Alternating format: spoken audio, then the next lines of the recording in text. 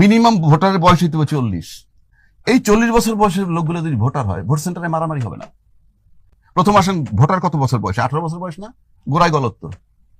18 বছর বয়সের যে ছেলেটা ভোটার, আপনার ছেলের বয়স 18, আপনার মেয়ের বয়স 18, তাহলে কি করেন আপনি? বাসায় স্কুলে যা পড়তে বলে না বলে থাপ্পড়, মেয়েটারে কলেজে নিয়ে যান, নিয়ে আসেন নাকি?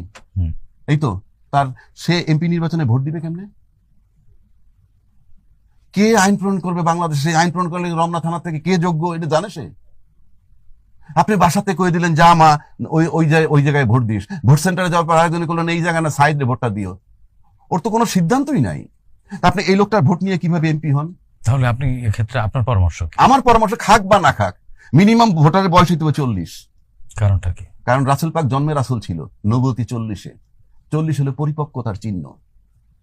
না তো রাসূল জন্মে রাসূল নাকি মিথ্যা বলতেছি? তার নবুয়তি তো 40-এ। 40 হলে একটা প্রতীকী যে মানুষ পরিপক্ক হয়, কাজে সে নির্বাচন করতে পারবে, সিলেক্ট করতে পারবে, সে ঘরে বাইরে কাজ করে। আপনার 18 বছরের বাচ্চা তো রোজগারও করে না। আপনি বলে চিপস নিয়ে এসো, আপনি বলে চকলেট নিয়ে এসো, আইসক্রিম নিয়ে, এইগুলো তার থিঙ্কিং। সে নাকি ল মেকারের ভোট দিবে। তাহলে তো পাগলের দেশ। 40-এর নিচে প্রার্থীও হতে পারবে না। তাহলে হওয়া উচিত না তো, উচিত না। কারণ আপনি ভোটার কম হোক, এখন 12 কোটি ভোটার আছে, সেটা 4 কোটি হোক, হোয়াট ইজ দ্য হার্ম? 1 নম্বর।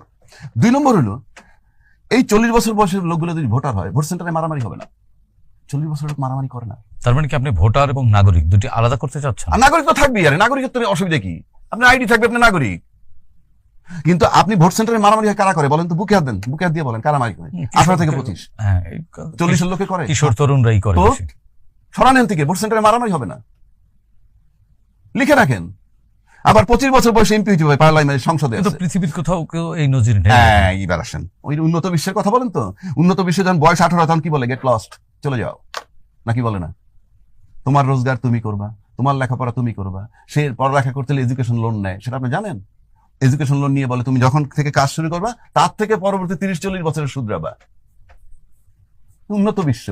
সে তো মাঠে নেমে 6 মাসের মধ্যে দুনিয়া দেখে ফেলে, ওরে আল্লাহ, পড়তে হবে, ব্যাংকে টাকা নেওয়া লাগবে, আমার দায়িত্ব আমার, যে আমার দায়িত্ব নিতে পারে সে তো অন্যের দায়িত্ব নিতে পারে, চুজও করতে পারে। আপনার লোকে সেটা আছে?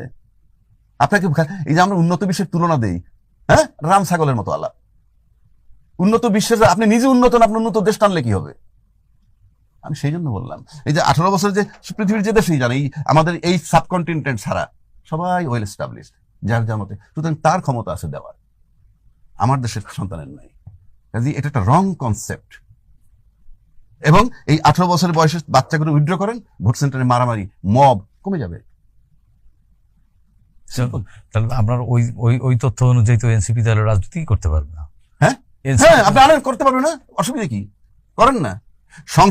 সংবিধান বলতেছে 25 বছর বয়সে এমপি মন্ত্রী, 27 থেকে 32 বছর বয়সে বিসিএস সহ ছাত্র থাকে। আপনি এই জায়গায় তো ছাত্র রাখছেন, এই জায়গাটাই তো ছাত্র রেখে দিচ্ছেন। 1, 2, 100 ভাগ মূর্খ, 100 ভাগ মূর্খ। আবারও বলতেছি 100 ভাগ মূর্খ এলাও করতেছেন আপনি মেম্বার অফ পার্লামেন্ট হওয়ার জন্য।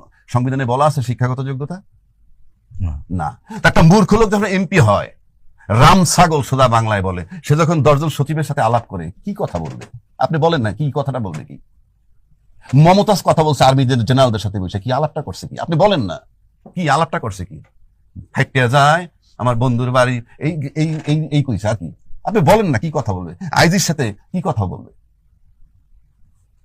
জি, এই দেশটা হলো মূর্খ লোকের জন্য দেশ, এবং পলিটিক্স ইচ্ছাকৃত ভাবে বানাইছে, পরিষ্কার।